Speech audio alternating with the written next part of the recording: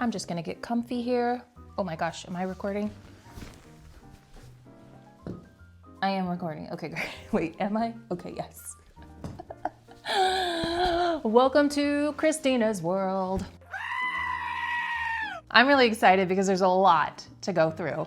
These images, you can find them on my Pinterest account. I always make a Pinterest folder for each of my videos. So any of the videos you've watched in the past, I would say for the most part, in the early days of my videos, I wasn't doing this. And it occurred to me, why don't I just make a folder with these? So it's like the little light bulb went off. This video is a great companion to the Cohesive Eclectic video that I made. Gosh, it's been like probably a year since I made that video. It was probably like last January or February. So that's a great companion video for this video. We're gonna get into that. But before we do, I'm Christina DiStefano. Welcome back. Welcome back, babe. And if you're new here, welcome. All right, let's go.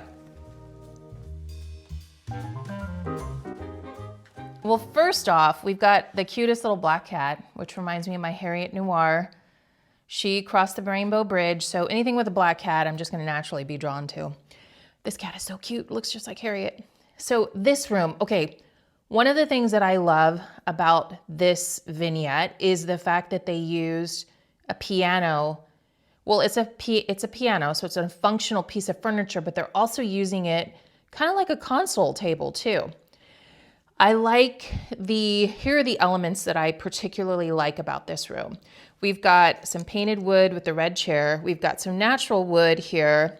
And we've got the beautiful warm wood piano. I love the terracotta pots of different shades of terracotta, a lot of different cacti, so a lot of variety in the plants. I like infusing any kind of eclectic style with plants. I think just bring life into the space.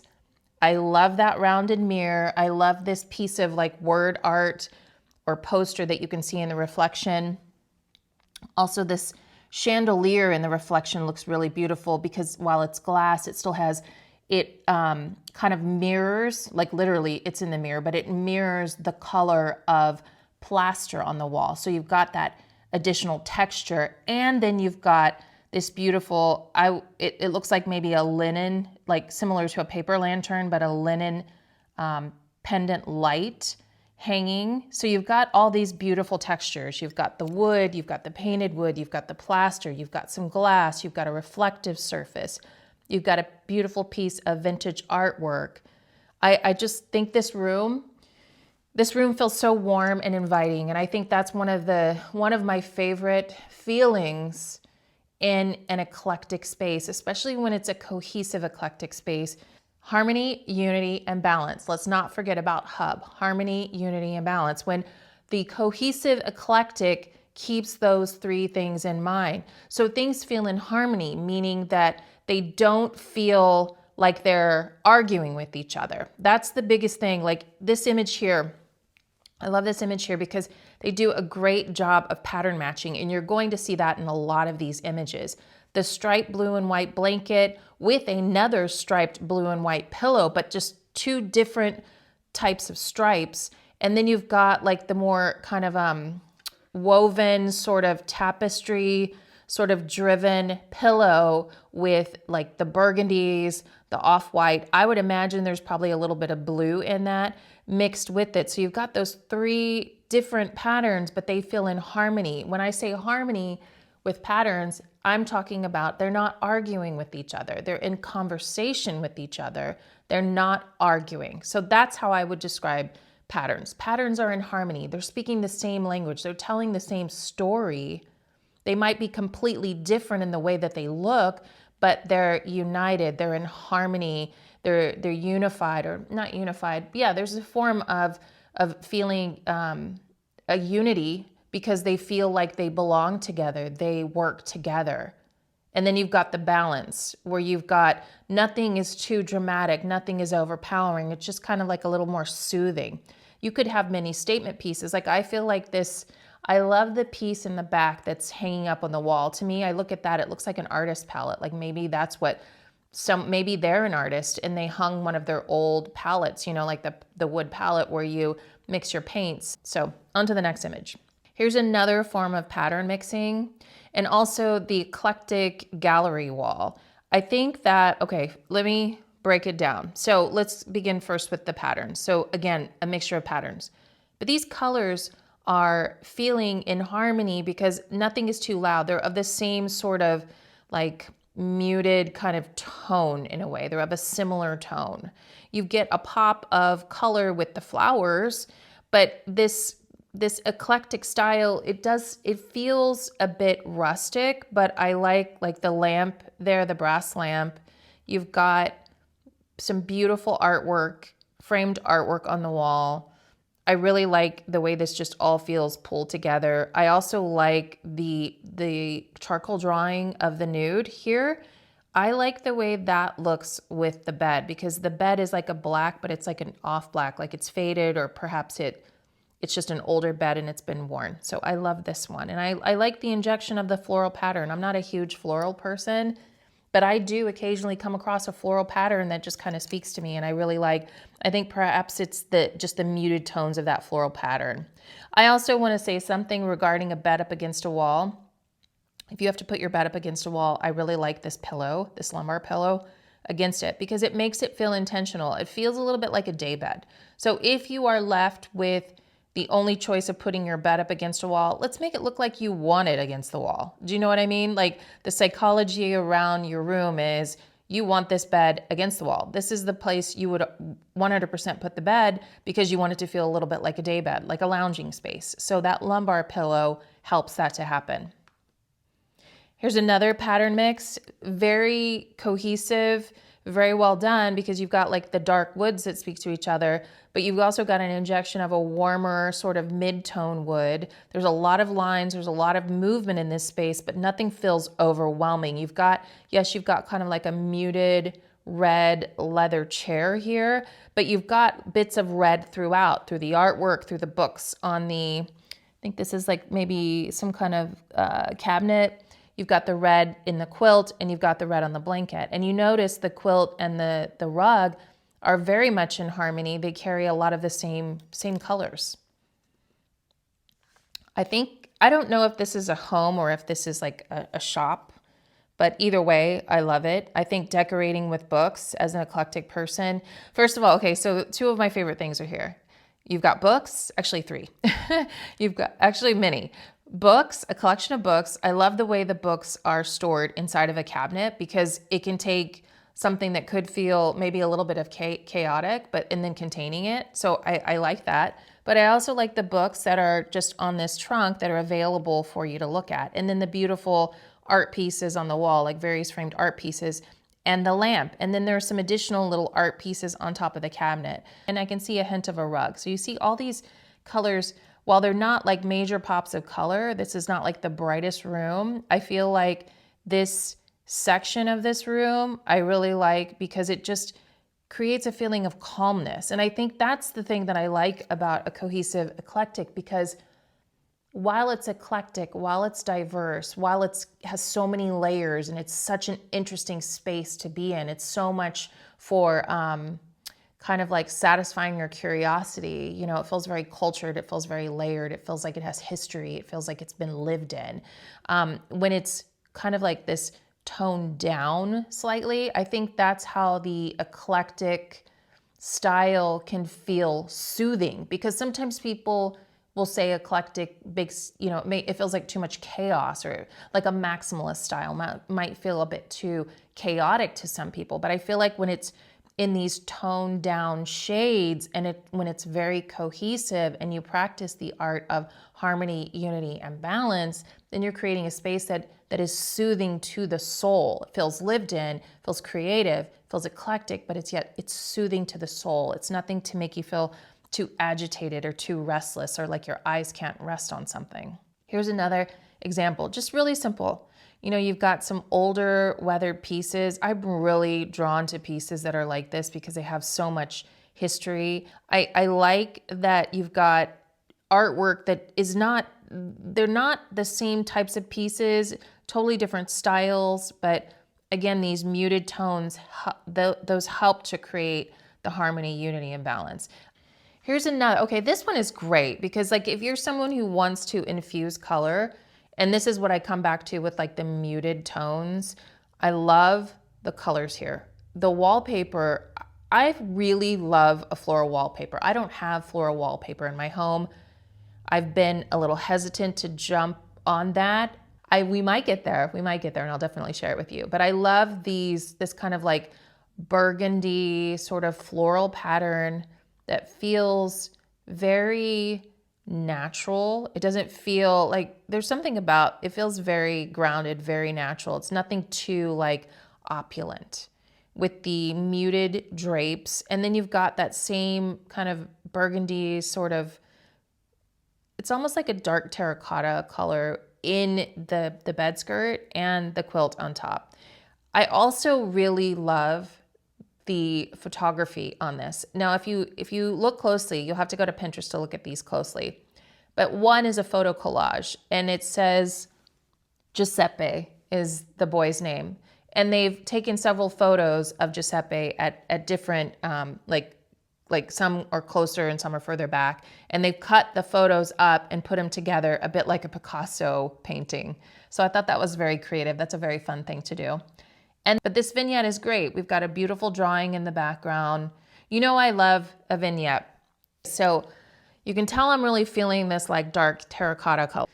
So this wall covering is amazing. This is like some kind of grass paper or like woven, but you see there's a very active pattern on that wall, but because the colors in this, they're toned down, so it doesn't feel as overwhelming. And then you've got the different patterns with the pillows, but also like kind of more an earthy toned down color. And so I think that harmonizes them. And please note the rug below, there really isn't the colors that are in these pillows and the wall covering are not so much in the rug, but I think that it doesn't bother me. I mean, I don't know what the whole rug looks like, but I'm not bothered by it because I feel like because these are of the same tone, they're all a little muted, they just work together. I love the older kind of, it looks like an antique frame. And I don't know if the painting is antique or not, but I like that mixed with that really clean, modern black sconce. And you got the beautiful vase in the window, a modern black lamp, which is always cool to me, and some magazines. Looks like a great little place. I'd love to hang out here and look through those magazines and sip some tea. Sounds like fun to me. Next image is another vignette, another cohesive, eclectic type of vignette. I love the textures. I love burl wood, for one, like the little cabinet there. It even has a key. It's a locked cabinet. The piece of glass. The glass is important because I think something about when you're doing a vignette and you have some glass incorporated in it, it takes up some space. So it kind of expands the vignette like the way they've done here with this bottle, but it's not overpowering the vignette, but it's like a little soft whisper in the background. More plants. I think you can probably tell I have spring fever. I love collections of plants. I think that's a very eclectic thing to, not all eclectics will want plants, but I think it's a very inexpensive way to create an eclectic vignette, to bring in a bunch of different potted plants together. And it creates a mood, and it feels like, especially in the colder months, when you have something like this indoors, it helps you feel connected to the outdoors. When we're inside much more than we are in like spring, summer, and fall, the winter months we're inside, when you have that green life inside of your home and you bring it all together and they're all around each other, I feel like the plants love that because they're like picking up on each other's energy, their green energy. And I just think it looks really beautiful, and it makes you, it feels a little wild. It feels a little unexpected. I'm sure this photo was just styled with these, but you could totally just put these things on your counter and it looks like a beautiful vignette. I like that. I like plants on kitchen counters. If you've got an all white kitchen, I think that, you know, collecting different things, like collecting the cutting boards, it looks like they have a bunch of like wood cooking utensils, some beautiful vintage books, some copper pots. You know, we have a long bread bowl, like a wood bread bowl that we put all of our onions, avocados, and shallots and garlic in. And I love that. But see, that's a way to warm up and soften up like a really white kitchen, like a very white, sterile kitchen. Start introducing things like that. Here's another cutting board collection. But this is a really good example. Look, this kitchen could be very sterile looking with the white marble, like whatever this is, like a Calcutta or something, marble and white walls. It could be very sterile, but because they have the warmth of the cutting, the really worn, used cutting boards. They've got dried artichokes in like a beautiful little pot. They've got these beautiful terracotta pots and this viney stuff growing all over. I mean, that's a way to really warm up a space. I'm always a fan of chairs that hold stacks of books and then placing something on top of it. I just like that look. I like this one too because I like how they've kind of used their dining table as like how they kind of, what am I trying to say? This looks like a library table to me when I see it, because you've got all these great books, art books, design books, whatever kind of books on the table and on the like credenza. And I think that's a great way to repurpose your dining table when you're not dining. I guess that's what I was trying to say.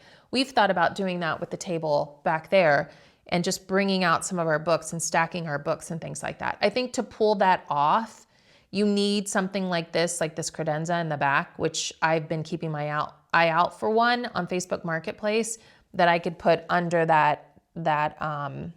those grid paintings back there. Because I think if you're going to multi-use or use your I am having such a hard time talking today. If you're going to use this dining table for more than one purpose, a reading table like library table and dining table, then you need somewhere to remove these books pretty quickly, like the credenza or the buffet behind the table. But I love this. I mean, how fun is that? And then again, it's like you have guests come over and the books are there. They can kind of skim through the books. You can talk, you can have cocktails, whatever. You can hang out and you've got like this beautiful like inspiration on the table.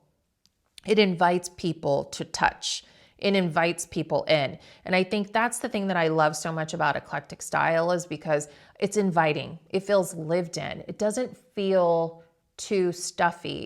It's like unpretentious. You could have really valuable things in the mix, and you could have it mixed with things that are just little thrift store vintage finds. You know, you could have sentimental things like a rock or something.